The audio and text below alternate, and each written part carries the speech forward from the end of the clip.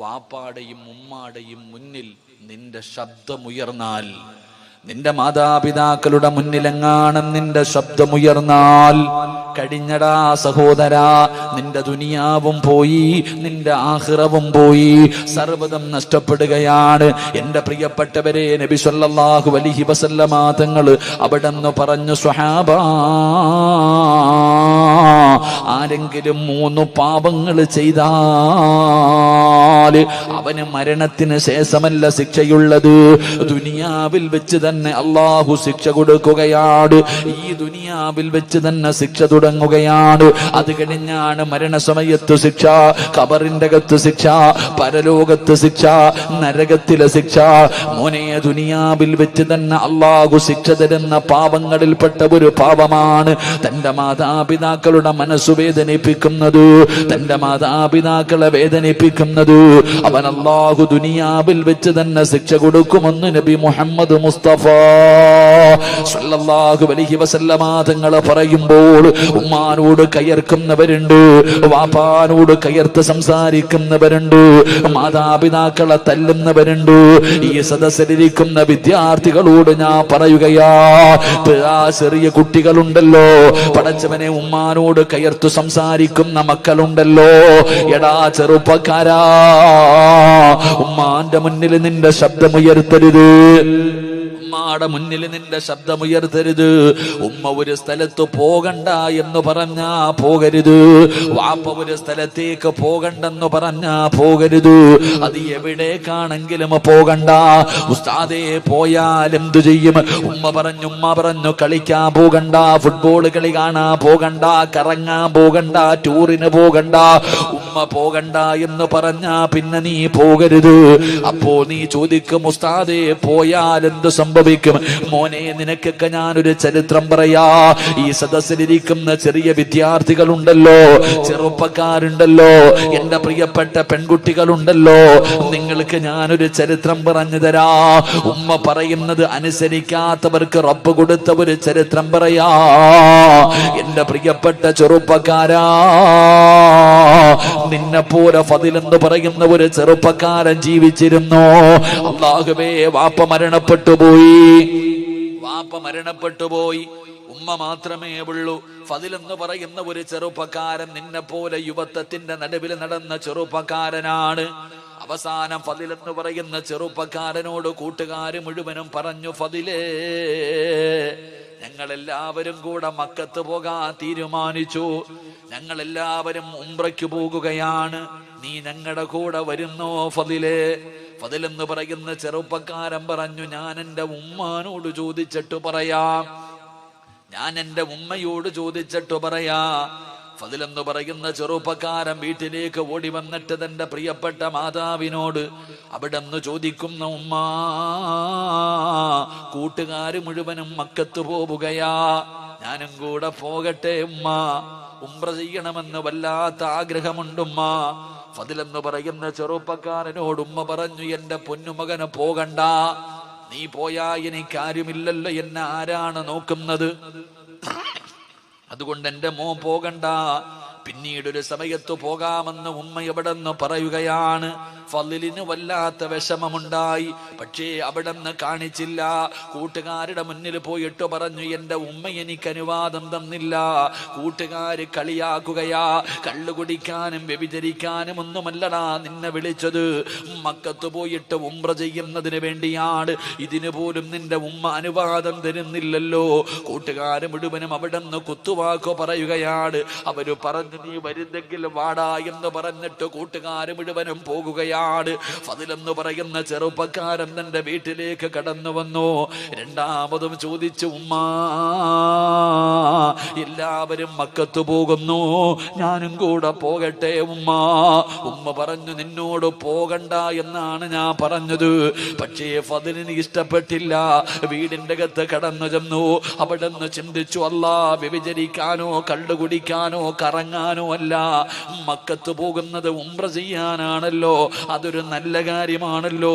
എന്തിനാ ഉമ്മയുടെ അനുവാദം എന്തിനാണ്? ഫദിലെന്ന് പറയുന്ന ചെറുപ്പക്കാരൻ പെട്ടെന്ന് തന്റെ സാധനങ്ങൾ മുഴുവനും എടുത്ത് വീടിന്റെ വെളിയിലേക്ക് ഇറങ്ങുമ്പോ ഉമ്മ പറഞ്ഞു, മോനെ ഫദിലേ, പോകല്ലേടാ മോനെ, മോനെ ഉമ്മാടെ വാക്ക് കേൾക്കാതെ ഇറങ്ങി പോകല്ലേ. ഫദിലെന്ന് പറയുന്ന ചെറുപ്പക്കാരനോട് കരഞ്ഞു വിളിച്ചുകൊണ്ട് തന്റെ മാതാവ് പറയുകയാ. പക്ഷേ യുവത്വത്തിന്റെ നടുവിലൂടെ നടന്നു പോയ ഫദിൽ കേട്ടതുപോലും കാണിച്ചില്ല. അവിടെ നിന്ന് ഇറങ്ങി പോവുകയാണ്. പടച്ചവനെ ചെന്ന് നോക്കുമ്പോൾ തന്റെ കൂട്ടുകാർ മുഴുവനും യാത്ര തുടങ്ങിയിരിക്കുകയാണ്. അവസാനം ഫദിൽ ഒറ്റയ്ക്കാണ് നടന്നു പോകുന്നത്. അവസാനമല്ലാ മനസ്സിന്റെ ഉള്ളിൽ വല്ലാത്ത പ്രയാസമായി, മനസ്സിന്റെ ഉള്ളിൽ വല്ലാത്ത വേദന. കൂട്ടുകാരാണെങ്കിൽ പോകുകയും ചെയ്തു. ഉമ്മാനെ വേദനിപ്പിച്ചിട്ടാണ് ഇറങ്ങി വന്നത്. സമാധാനമില്ല, സമാധാനമില്ല. അവസാനം ഫദിലെന്ന് പറയുന്ന ചെറുപ്പക്കാരനൊരു പള്ളി കണ്ടു. നിസ്കരിച്ചാ സമാധാനം കിട്ടുമല്ലോ. ഉളുവെടുത്തു പള്ളിക്കകത്ത് കയറി 2 റക്അത്ത് നമസ്കരിച്ചു. നമസ്കാരം കഴിഞ്ഞ് വെളിയിലിറങ്ങുമ്പോ സുബ്ഹാനല്ലാഹ്, നാട്ടുകാര് വന്ന് പിടിച്ചു കെട്ടുകയാ. എന്തേ കാരണമെന്നറിയുമോ? ആ നാട്ടിൽ വലിയ ഒരു വലിയ മോഷണം നടന്നു. കള്ളൻ ഓടി വന്നത് പള്ളിയുടെ ഭാഗത്തേക്കാണ്. യഥാർത്ഥത്തിൽ കള്ളൻ ഓടി രക്ഷപ്പെട്ടു. അവര് വിചാരിച്ചു ഫളിലാണ് കള്ളനെന്ന്. എന്നിട്ട് വരുന്നവനും പോകുന്നവനും എല്ലാം തല്ലുകയാണ്. എല്ലാവരും ഫളിലിനെ തല്ലുകയാണ്. എന്നിട്ട് പടച്ചവനെ കൊടുത്ത ശിക്ഷ എന്തെന്നറിയോ? ഇനി ഒരിക്കലും ഇവനെ മോഷ്ടിക്കാൻ പാടില്ല. അവന്റെ കൈ 2 വെട്ടിമുറിച്ചു, 2 കാലുകളെ വെട്ടിമുറിച്ചു, 2 കണ്ണും ചൂടുന്നെടുത്തു. ഒറ്റ ദിവസം കൊണ്ട് സർവ്വതും പോയി. എന്നിട്ട് എല്ലാവരും കള്ള എന്ന് പറഞ്ഞ് കളിയാക്കുമ്പോ ഫദിൽ വിളിച്ചു പറഞ്ഞു, എന്നെ കള്ള എന്ന് വിളിക്കല്ലേ. എന്റെ ഉമ്മയുടെ വാക്ക് കേൾക്കാത്തതിന് അള്ളാഹു എനിക്ക് തന്ന ശിക്ഷയാ. ഫദിലെന്ന് പറയുന്ന ചെറുപ്പക്കാരൻ കിടന്ന് കരയുകയാണ്. അവസാനം കൈയില്ലാതെ കാലില്ലാതെ കണ്ണില്ലാതെ ഫദിലിനെ കൊണ്ടുവന്ന് തെരുവിൽ വലിച്ചെറിഞ്ഞിരിക്കുകയാണ്. അവസാനം അവിടെ കിടന്ന് രക്തത്തിൽ കിടന്ന് കുളിച്ചുകൊണ്ട് നിലവിളിക്കുകയാണ്, അല്ലാഹുവേ, എന്റെ ദുനിയാവും ആഖിറവും പോയല്ലോ അല്ലാ. അല്ലാഹുവേ, എന്റെ ആഖിറവും നഷ്ടപ്പെടുത്തല്ലേ തമ്പുരാനെ. എനിക്ക് മരിക്കുന്നതിന് മുമ്പ് എന്റെ ഉമ്മാനോട് എനിക്കൊന്ന് പൊരുത്തം ചോദിക്കണം തമ്പുരാനെ. തെരുവിൽ കിടന്ന് യാചിക്കുകയാണ്. വഴിയിലൂടെ പോകുന്ന യാത്രക്കാരോട് ഫളിൽ യാചിക്കുന്നു, അല്ലാഹുവിനെ ഓർത്തിട്ട് എന്റെ ഉമ്മാടെ മുന്നിൽ എന്നെയൊന്ന് കൊണ്ടുപോകുവോ? ഒന്ന് പൊരുത്തം ചോദിക്കാനാ, ഒന്ന് പൊരുത്തം ചോദിക്കാനാ. അവസാനം തെരുവിൽ കിടന്ന് യാചിക്കുന്നത് കണ്ടപ്പോ ഏതോ യാത്രക്കാര് പറഞ്ഞ അടയാളം വെച്ചൊരു വീടിന്റെ മുന്നിൽ കൊണ്ടുവച്ചു. വീടിന്റെ കവാടം തുറന്നൊരു പ്രായമുള്ള ഉമ്മ ഇറങ്ങി വന്നു. അല്ലാ, അവര് ചോദിച്ചു, ഉമ്മ, ഈ കിടക്കുന്ന ചെറുപ്പക്കാരനെ അറിയുമോ ഉമ്മ? പടച്ചവനെ, ഉമ്മ നോക്കുമ്പോ മനസ്സിലാകുന്നില്ല. കൈയില്ല, കാണില്ല, കാലില്ല, രക്തത്തിൽ കുളിച്ചിട്ട് ഒന്നും അറിയുന്നില്ല, ആരാണെന്ന് പോലും അറിയുന്നില്ല. ഉമ്മ പറഞ്ഞു, എനിക്കറിയില്ല, എനിക്ക് മനസ്സിലാകുന്നില്ല. ആ ഉമ്മാടെ ശബ്ദമങ്ങ് കേൾക്കുമ്പോ ഫദിലെന്ന് പറയുന്ന ചെറുപ്പക്കാരന് മനസ്സിലായി അത് തന്റെ ഉമ്മയാണെന്ന്. അവിടെ നിന്ന് വിളിക്കുന്ന ഉമ്മ, ഉമ്മ ഞാനാ ഉമ്മ, ഉമ്മാടെ പൊന്നുമകന് ഫളിലാണുമ്മ. ഉമ്മാടെ വാക്ക് കേൾക്കാതെ ഇറങ്ങിപ്പോയതിന് അല്ലാഹു എനിക്ക് തന്ന ശിക്ഷയാണുമ്മ. അവിടെ നിന്ന് പൊട്ടിക്കരഞ്ഞുകൊണ്ട് നിലവിളിച്ചുകൊണ്ട് പറഞ്ഞു എന്ന് ചരിത്രം പറയുമ്പോ ഇനി പറയടാ, കള്ളു കുടിക്കാൻ പോയതല്ല, വ്യഭിചരിക്കാൻ പോയതല്ല, ഫുട്ബോൾ കളി കാണാൻ പോയതല്ല, സിനിമാ തിയേറ്ററിൽ പോയതല്ല, കൂട്ടുകാരുടെ കൂടെ ഊട്ടിയിലും കൊടൈക്കനാലിലും പോയതല്ല. മോനെ, മക്കത്ത് പോകുന്നത് നല്ല കാര്യമല്ലേ, ഉംറയ്ക്ക് പോകുന്നത് നല്ല കാര്യമല്ലേ? പക്ഷേ ഉമ്മ പോകണ്ട എന്ന് പറഞ്ഞ പോയ ഒരു മകൻ അല്ലാഹു ദുനിയാവിൽ വെച്ച് കൊടുത്ത ശിക്ഷ ഇതാണെന്ന് ചരിത്രം പറഞ്ഞു തരുമ്പോ ഉമ്മാനെ വിറപ്പിക്കുന്ന മക്കള്, മാതാപിതാക്കളുടെ മുന്നിൽ കിടന്ന് വാഴ്ന്നു പറയുന്ന മക്കള്, എന്റെ പ്രിയപ്പെട്ടവരെ, നിങ്ങൾ അവരുടെ മനസ്സു വേദനിപ്പിക്കരുത്. അതുകൊണ്ട് മഹാനായ റസൂലുള്ളാഹി തങ്ങൾ പറയുകയാണ്, ഹാരിസത്ത് ബിൻ നുഅ്മാൻ എന്ന് പറയുന്ന ചെറുപ്പക്കാരന്റെ ജീവിതത്തിലുണ്ടായിരുന്ന രണ്ടാമത്തെ ഗുണമെന്തെന്നറിയുമോ? ഉമ്മാടെ മുന്നിൽ ശബ്ദമുയർത്താത്ത മകനാ. മൂന്നാമതായിട്ട് അല്ലാഹുവിന്റെ പ്രവാചകൻ അവിടെന്ന് പറഞ്ഞു, ആയിഷ, അല്ലാഹുവിന്റെ റസൂൽ അവിടെന്ന് പറഞ്ഞു, മൂന്നാമത്തെ സ്വഭാവം എന്തെന്നറിയോ? തന്റെ ഉമ്മാനെ കാണാൻ ആരെങ്കിലും വീട്ടിൽ വന്നു കഴിഞ്ഞാൽ, തന്റെ ഉമ്മാനെ കാണാൻ ആരെങ്കിലും വീട്ടിൽ വന്നു കഴിഞ്ഞാൽ അവരിറങ്ങി പോകുമ്പോ കൂടെ ഇറങ്ങി പോകും. ഉമ്മാനെ കാണാൻ വന്നിട്ട് പോകുന്നവരുടെ പുറകെ നടന്നു പോകും. എന്നിട്ട് കയ്യിൽ പിടിച്ച് ചോദിക്കും, ഉമ്മ വല്ല പരാതിയും പറഞ്ഞോ? എന്റെ ഉമ്മ വല്ല പരാതിയും പറഞ്ഞോ? എന്റെ ഉമ്മാന് വീട്ടിൽ വല്ലതും കുറവുണ്ടോ?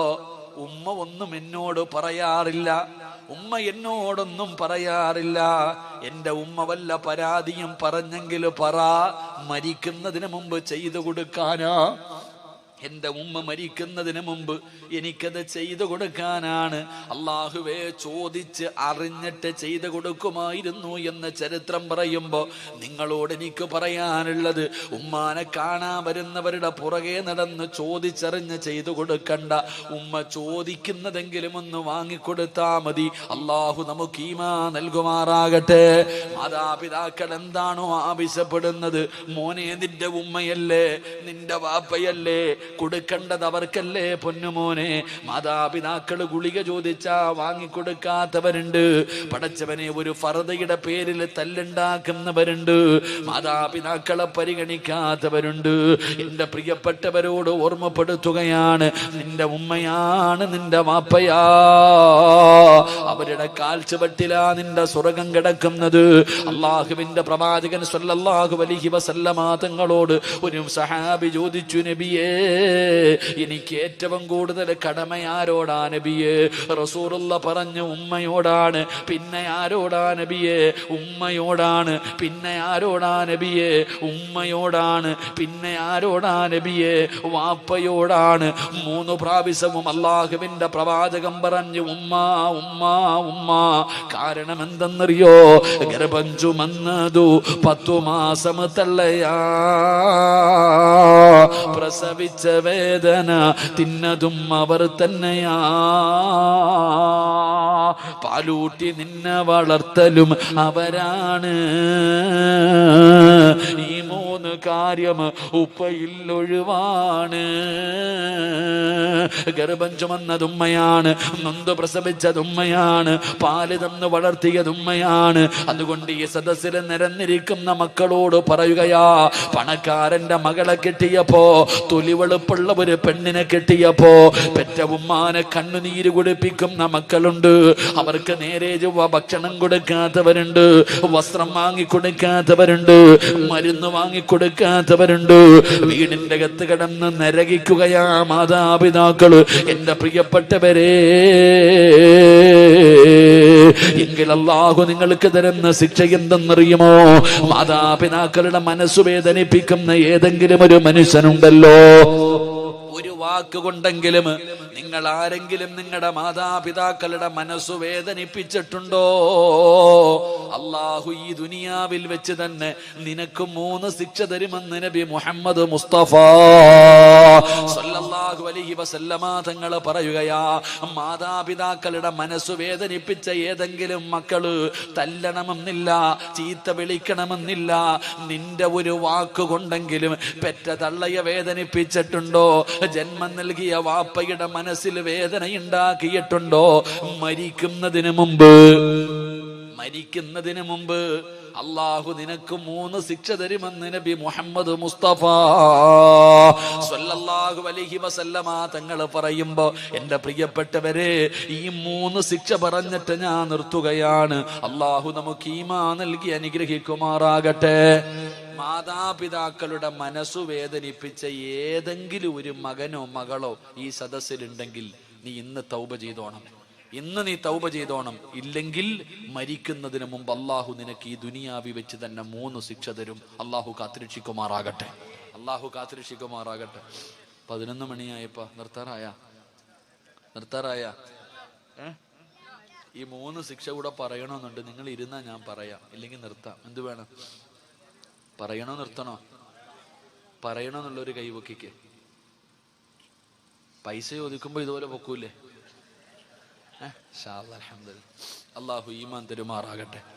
എൻ്റെ പ്രിയമുള്ള സഹോദരങ്ങളെ, അള്ളാഹുവിൻ്റെ പ്രവാചകൻ നബി മുഹമ്മദ് മുസ്തഫ സല്ലല്ലാഹു അലൈഹി വസല്ലമ തങ്ങൾ പറഞ്ഞു, ഉമ്മാനെ വേദനിപ്പിക്കുന്ന, വാപ്പയെ വേദനിപ്പിക്കുന്ന ആരെങ്കിലും ഈ സദസ്സിലുണ്ടെങ്കിൽ അള്ളാഹു നിനക്ക് തരുന്ന 1ാമത്തെ ശിക്ഷ, നിന്റെ ആയുസ് അള്ളാഹു വെട്ടിച്ചുരുക്കുമെന്ന് നബിയിനാ റസൂലുള്ളാഹി.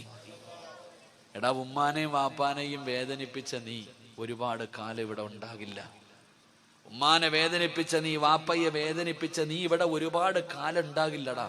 നിന്റെ ആയുസ് അള്ളാഹു വെട്ടിച്ചുരുക്കുമെന്ന് നബിയിനാ റസൂലുള്ളാഹി.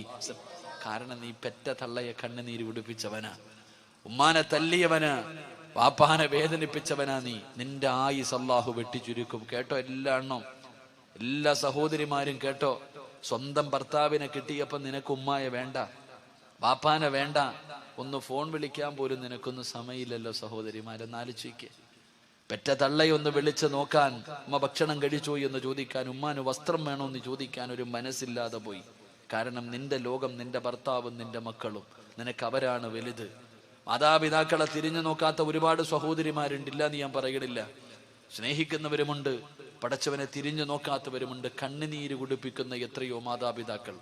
എൻ്റെ പ്രിയപ്പെട്ടവരെ, വൃദ്ധസദനങ്ങളൊക്കെ വല്ലാതെ വർദ്ധിക്കുന്ന കാലമാ. എങ്കിലും മാതാപിതാക്കളുടെ മുന്നിൽ കടന്ന് വയലു പറയുന്ന എല്ലാ മക്കളും കേട്ടോ, നിന്നെ അള്ളാഹു എത്രയും പെട്ടെന്ന് പള്ളിക്കുഴിയിലെത്തിക്കും. അള്ളാഹു കാത്തിരക്ഷിക്കുമാറാകട്ടെ. അള്ളാഹു കാത്തിരക്ഷിക്കുമാറാകട്ടെ. 2, നിനക്കല്ല ഒരു നല്ല മരണം തരത്തില്ലടാ. ജീവിതത്തിൽ ഒരിക്കലും നീ കരുതിക്കോ.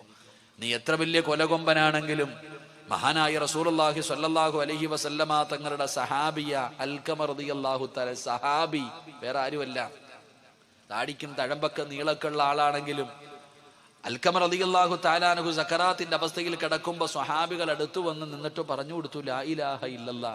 ഈ സഹാബിയുടെ നാവ് പൊങ്ങുന്നില്ല. ലാ ഇലാഹ ഇല്ലല്ലാ പറയാൻ നാവ് പൊങ്ങുന്നില്ല. അള്ളാഹുവെ പടച്ചവനെ, സഹാബത്ത് മുത്തുനബിയുടെ ചാരത്ത് വന്നിട്ട് പറഞ്ഞു, നബിയെ, അൽക്കമയ്ക്ക് ലാ ഇലാഹ ഇല്ലല്ലാ പറയാൻ കഴിയുന്നില്ല നബിയെ. റസൂലുള്ളാഹി തങ്ങൾ ചോദിച്ച 1ാമത്തെ ചോദ്യം, ഉമ്മ ജീവിച്ചിരിപ്പുണ്ടോന്നാ. അപ്പൊ സ്വഹാബികൾ പറഞ്ഞു, ഉണ്ട് നബിയെ, വിളിച്ചുകൊണ്ട് വരാൻ പറഞ്ഞു. റസൂലുള്ളാഹി സ്വല്ലല്ലാഹി അലൈഹി വസല്ലം തങ്ങളുടെ മുന്നിൽ പ്രായം ചെന്ന ഉമ്മാനെ കൊണ്ടുവന്നു. മുത്തുനബി ചോദിച്ചു ഉമ്മയോട്, അൽക്കമയുമായിട്ട് എങ്ങനെ ഉമ്മ? നബിയെ, എനിക്കവനെ വല്ലാത്ത ഇഷ്ടമായിരുന്നു നബിയെ, എനിക്കവനെ വല്ലാത്ത ഇഷ്ടമായിരുന്നു. ഞാൻ വല്ലാതെ കഷ്ടപ്പെട്ടാണ് അവനെ വളർത്തിയത്. പക്ഷെ പെണ്ണ് കെട്ടിക്കഴിഞ്ഞപ്പോ എന്നെക്കാല് സ്നേഹം അവനവന്റെ ഭാര്യയോടാണ് നബിയെ. വല്ലാത്ത മറുപടി. റസൂലുള്ളാഹി തങ്ങളോട് പറഞ്ഞ, നബിയെ, അവന് എന്നെക്കാലും വലുത് അവന്റെ പെണ്ണുപിള്ളയാ. അവൻ എന്നോടത് കാണിക്കാൻ പാടുണ്ടോ? ഞാൻ അവൻ ഇത്രയും കഷ്ടപ്പെട്ട് വളർത്തിയതല്ലേ നബിയെ. പരിരങ്ങനെ എന്റെ പ്രിയപ്പെട്ടവരെ, റസൂലുള്ളാഹി സ്വല്ലല്ലാഹി അലൈഹി വസല്ലം തങ്ങളോട് പറഞ്ഞു, അവൻ എന്നെക്കാളും അവന്റെ ഭാര്യയെ സ്നേഹിക്കുന്ന നബി. ചരിത്രം പറയുക തെറ്റിദ്ധാരണയായിരുന്നു എന്നാ പറയണേ. ഉമ്മയുടെ തെറ്റിദ്ധാരണയായിരുന്നു. അള്ളാഹുവിന്റെ റസൂൽ സല്ലല്ലാഹു അലൈഹി വസല്ലം തങ്ങൾ പറഞ്ഞു, ഉമ്മ സക്കറാത്തിന്റെ അവസ്ഥയിൽ കിടക്കുക, ലാ ഇലാഹ ഇല്ലല്ലാ പറയാൻ പറ്റുന്നില്ല ഉമ്മ, ഒന്ന് പൊരുത്തപ്പെട്ടു കൊടുക്ക്. ഇല്ല നബിയെ, എനിക്ക് മറക്കാൻ പറ്റുമോ? ഞാൻ അവനെ അത്രയ്ക്കും കഷ്ടപ്പെട്ട് വളർത്തിയത്, അവൻ എന്നോട് ഇങ്ങനെ ചെയ്യാൻ പാടുണ്ടോ? ഞാൻ പൊരുത്തപ്പെടില്ല. മുത്തുനബി പിന്നെയും പറഞ്ഞു, പെടൂല നബിയെ. പിന്നെയും പറഞ്ഞു, പൊരുത്തപ്പെടും. ഇല്ല നബിയെ. റസൂലുള്ളാഹി തങ്ങൾ പറഞ്ഞു, സഹാബ കത്തിച്ചളഞ്ഞേക്കാൻ പറഞ്ഞു. തന്റെ പൊന്നാര മകനെ കത്തിക്കാൻ പറഞ്ഞപ്പോ ആ ഉമ്മയ്ക്ക് സഹിച്ചില്ല. ആ ഉമ്മ പറഞ്ഞു, നബിയെ, വേണ്ട നബിയെ, അവൻ എത്ര ദ്രോഹം ചെയ്താലും അവൻ എൻ്റെ മോനല്ലേ. അതാ ഉമ്മ. ഞാൻ ഈ അടുത്തൊരു വീട്ടിൽ ബാലിന് പോയപ്പോ, ഭക്ഷണം കഴിക്കാൻ പോയപ്പോ മക്കളെല്ലാവരും കൂടെ എന്നോട് പറഞ്ഞു, ഉസ്താദെ, ഞങ്ങളുടെ ഉമ്മയ്ക്ക് ക്യാൻസറാ ഉസ്താദെ. ഉമ്മയ്ക്ക് അറിയില്ല, ഞങ്ങളുടെ ഉമ്മയ്ക്ക് ക്യാൻസറാ. ഞങ്ങളുടെ ഉമ്മയ്ക്ക് അറിയില്ല ക്യാൻസറാ, വയറുവേദനയാണെന്നാ ഞങ്ങളൊക്കെ പറഞ്ഞിരിക്കുന്നത്. ഉസ്താദ് ദുആ ചെയ്യണം ഉമ്മയ്ക്ക് വേണ്ടി. പേരൊന്നും പറയരുത്, ഉമ്മയ്ക്ക് അറിയില്ല. ഉമ്മയ്ക്ക് അറിഞ്ഞ മനസ്സ് വേദനിക്കുമെന്ന് കരുതിയിട്ട് ഞങ്ങൾ ആരും പറഞ്ഞിട്ടില്ല. അങ്ങനെ മക്കൾ ഉമ്മാനെ കുറിച്ച് പറഞ്ഞു. എനിക്ക് വലിയ സന്തോഷമായി, നല്ല മക്കൾ. അവസാനം ഇറങ്ങാൻ സമയമായപ്പോൾ ഞാൻ പറഞ്ഞ ഉമ്മാനെ എനിക്കൊന്ന് കാണണം. അങ്ങനെ അവരെന്നെ ഉമ്മാടെ മുന്നിൽ കൊണ്ടുവച്ചപ്പോൾ ഉമ്മ പറഞ്ഞു, മക്കളോടൊക്കെ പറഞ്ഞു പുറത്തു പോകാൻ. എല്ലാവരോടും പറഞ്ഞു പുറത്തു പോകാം. മക്കളൊക്കെ ഇറങ്ങിപ്പോയി. ഉസ്താദെ ആ വാതിലൊന്ന് അടയ്ക്കുമോ? ഞാൻ വാതിലടച്ചു. എന്നെ അടുത്ത് വിളിച്ചിരുത്തിയിട്ട് പറഞ്ഞു, ഉസ്താദെ എനിക്ക് ക്യാൻസർ ആണെന്ന് എനിക്കറിയാം. എൻ്റെ മക്കൾ അറിയുന്നതിന് മുമ്പേ ഡോക്ടർ എന്നോട് ആദ്യം പറഞ്ഞത് എനിക്ക് ക്യാൻസർ ആണെന്ന്. പക്ഷേ എൻ്റെ മക്കൾ കരുതിയിരിക്കുന്നത് എനിക്കറിയില്ല എന്നാണ്. പക്ഷേ ഉസ്താദ് അവരോട് പറയരുത്, എനിക്കറിയാമെന്ന് എൻ്റെ മക്കൾ അറിഞ്ഞാൽ എൻ്റെ മക്കൾക്ക് സഹിക്കൂല ഉസ്താദെ, പറയരുത്. അതാ ഉമ്മ. അള്ളാഹുവെ പടച്ചവനെ, നിങ്ങളൊക്കെ ഞാൻ ഈ അടുത്ത് നടന്നൊരു സംഭവം. നമ്മുടെ ഉമ്മ ആരെന്നറിയോ? പഠിക്കു സഹോദര. എടാ വയറ്റിൽ ഗർഭിണിയാ. ഹോസ്പിറ്റലിൽ കൊണ്ടുപോയപ്പോൾ ഡോക്ടർ പറഞ്ഞു, ഈ കുഞ്ഞിനെ അങ്ങ് കളഞ്ഞേക്കാം, ഈ കുഞ്ഞിനെ കളയാം. പ്രസവിച്ച ഈ പെണ്ണ് മരിക്കാൻ വരെ സാധ്യതയുണ്ട്. ഭർത്താവിനോട് പറഞ്ഞു കൊടുത്തു, വയറിൽ കിടക്കുന്ന കുഞ്ഞിനെ നമുക്ക് ഉപേക്ഷിക്കാം, ഇല്ലെങ്കിൽ ഈ പെണ്ണ് തന്നെ മരിച്ചു പോകും. ഡോക്ടർ ഭർത്താവിനോട് പറഞ്ഞപ്പോ ഭാര്യ ഡോക്ടറോട് ചോദിച്ച ചോദ്യം എന്തെന്നറിയോ? എൻ്റെ കുഞ്ഞിന് വല്ല കുഴപ്പമുണ്ടോ ഉസ്താദ് എന്നാ. ഡോക്ടറോട് ചോദിക്കുക, എൻ്റെ കുഞ്ഞിന് വല്ല കുഴപ്പമുണ്ട്? എനിക്കെന്ത് വന്നാലും കുഴപ്പമില്ല, എൻ്റെ കുഞ്ഞിനൊന്നും. അതാ ഉമ്മ, അതാ ഉമ്മ. പക്ഷെ നമുക്കതിന്റെ വില അറിയില്ല സഹോദര. കെട്ടിയ പെണ്ണിനെ കിട്ടുമ്പോ എടാ ചങ്ങാതി, ജീവിതം എന്ന് പറഞ്ഞാൽ അങ്ങനെ. ചില ഭർത്താക്കന്മാരുണ്ട്, ലാ യദ്ഖുലൂനൽ ജന്ന, ഒരിക്കലും അവൻ സ്വർഗത്തിൽ കിടക്കില്ല എന്ന് നബി മുഹമ്മദ് മുസ്തഫ. നബി മുഹമ്മദ് മുസ്തഫ.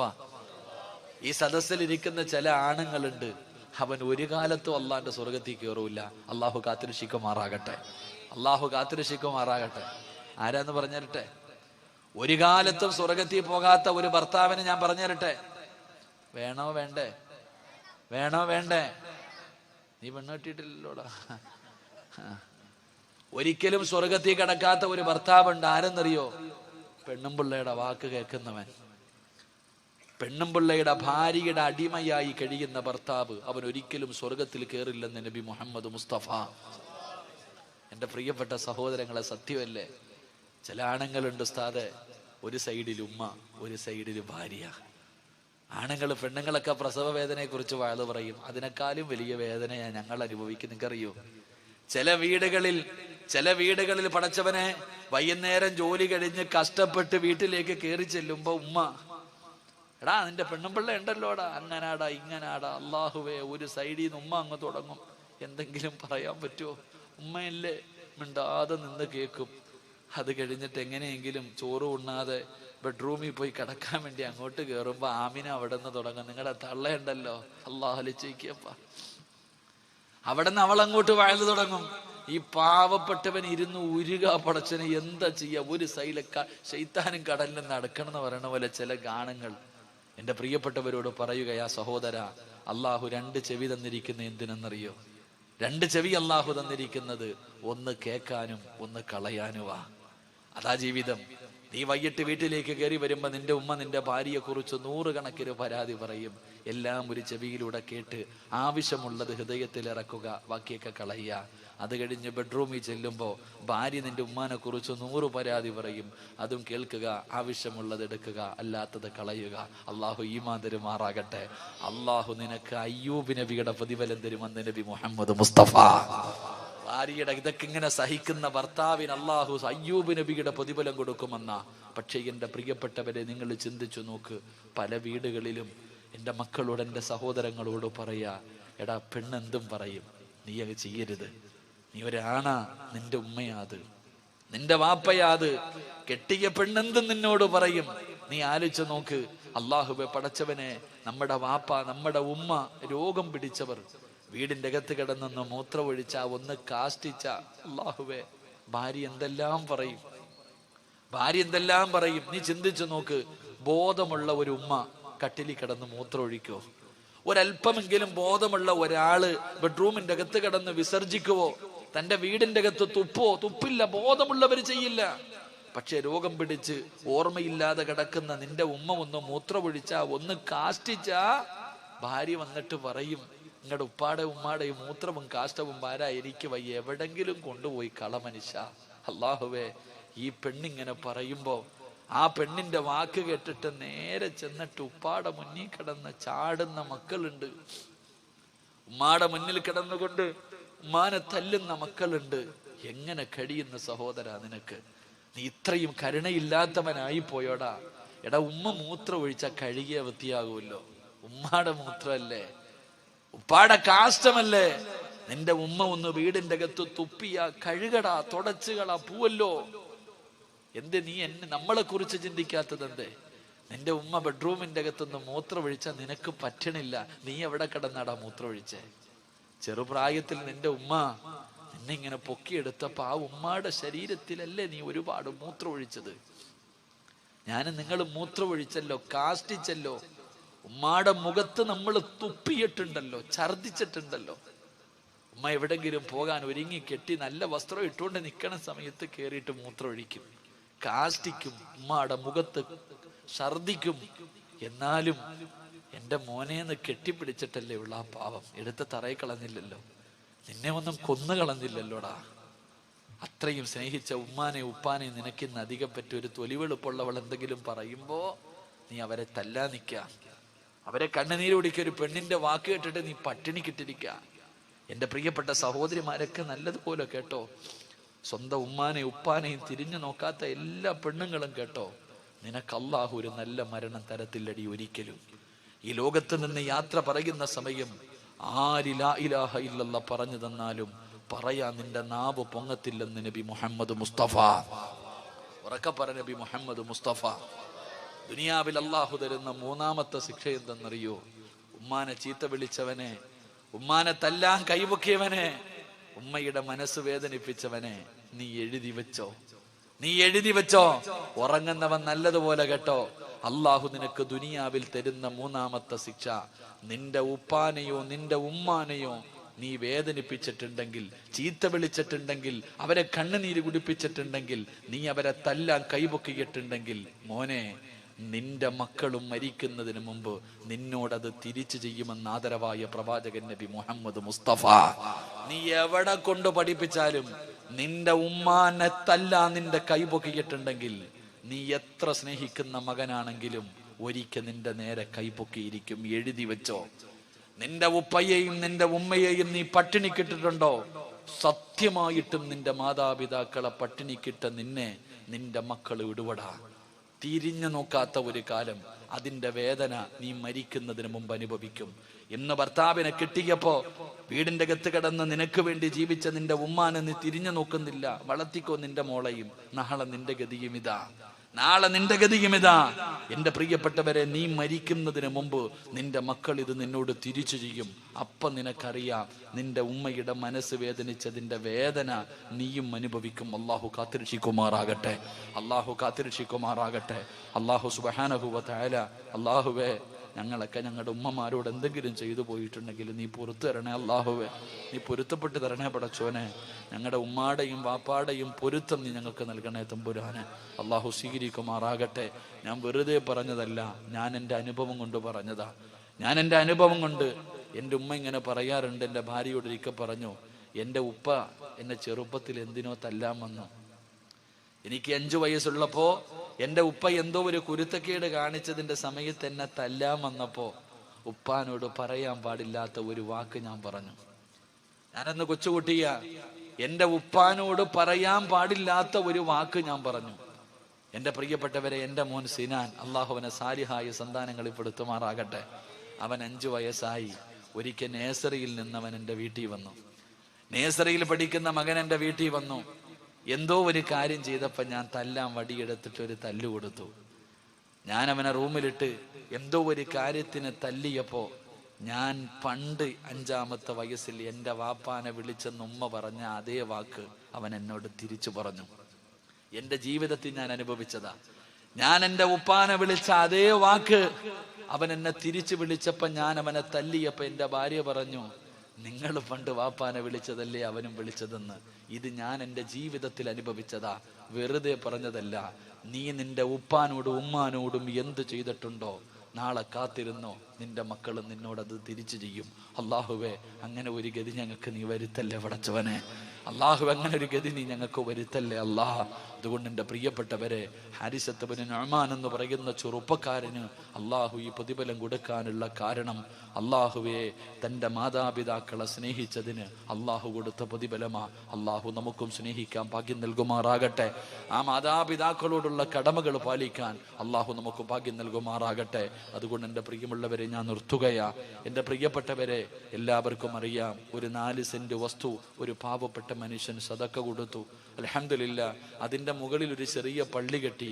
എൻ്റെ പ്രിയപ്പെട്ടവരെ, ഈ വയല് കഴിഞ്ഞ് എന്തെങ്കിലും കിട്ടിയാൽ ആ പള്ളിയുടെ മുകളിൽ കുറച്ച് കല്ലുവാരി വെച്ച് കെട്ടി എൻ്റെ പ്രിയപ്പെട്ടവരെ ഒന്ന് വാർത്ത് ആൾക്കാർക്ക് നിസ്കരിക്കാനുള്ള ഒരു സൗകര്യം ഒരുക്കി കൊടുക്കണമെന്നാണ് ഈ സംഘാടകരുടെ ആഗ്രഹം.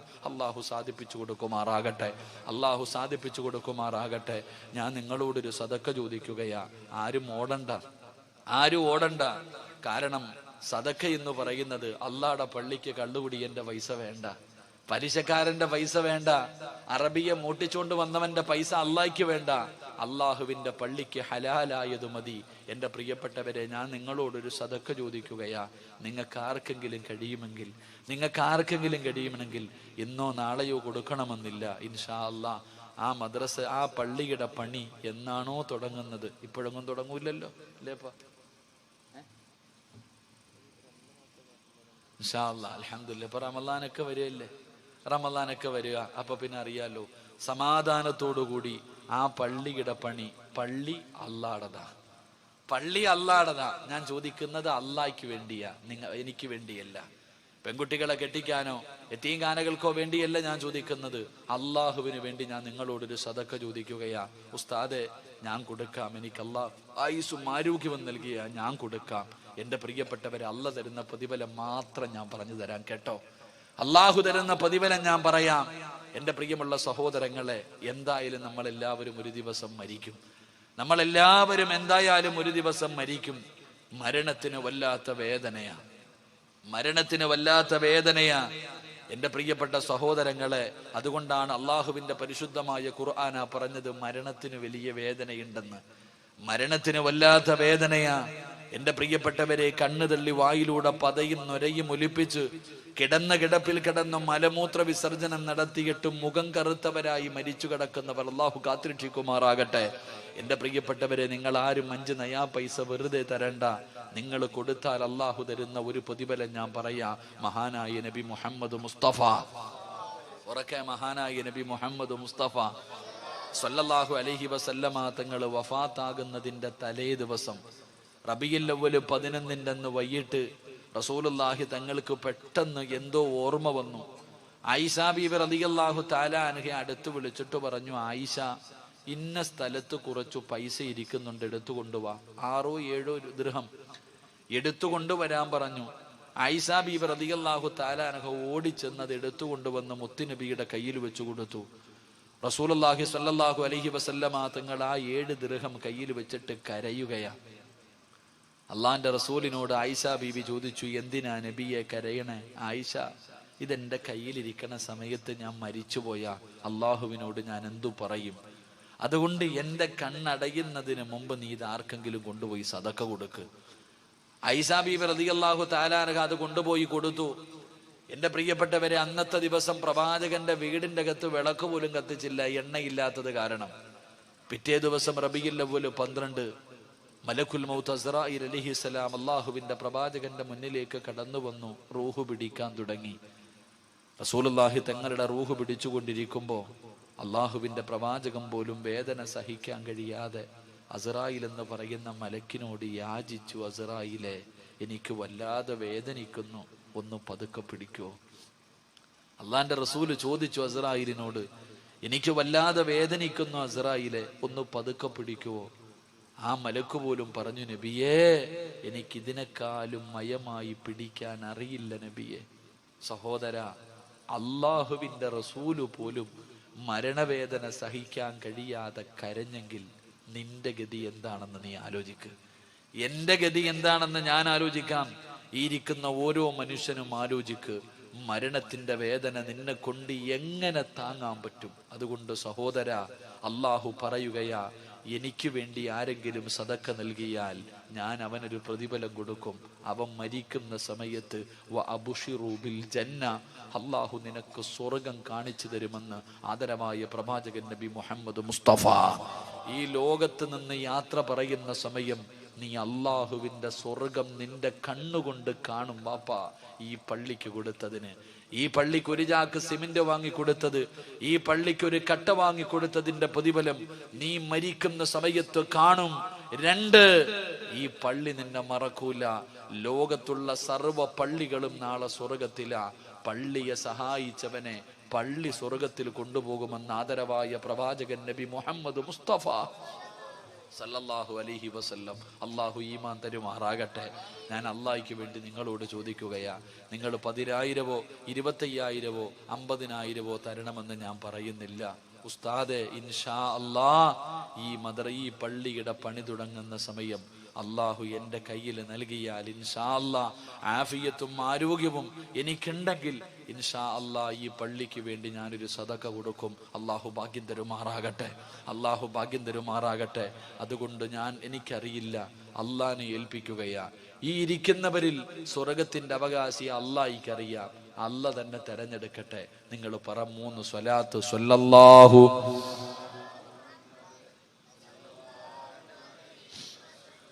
സല്ലല്ലാഹു അലാ മുഹമ്മദ് സല്ലല്ലാഹു അലൈഹി വസല്ലം. അല്ലാഹുമ്മ സല്ലി അലാ മുഹമ്മദ് യാ റബ്ബി സല്ലി അലൈഹി വസല്ലം.